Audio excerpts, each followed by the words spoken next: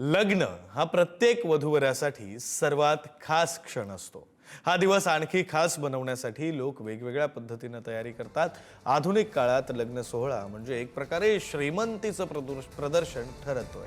कुणी कारमधून, कुणी बैलगाडीतून, तर कुणी हेलिकॉप्टरमधून वरात काढत नवरी घरी घेऊन येतात। मात्र भंडाऱ्याच्या मोहाडी तालुक्यातील वडेगावच्या राहुल पगरवार या भूमिपुत्रानं सजवलेला हार्वेस्टिंग स्वतः चालवत नवरीला घरी घेऊन आला। शेतकरी पुत्राच्या या अनोख्या वरातीचं आता जिल्ह्यात कौतुक होतंय।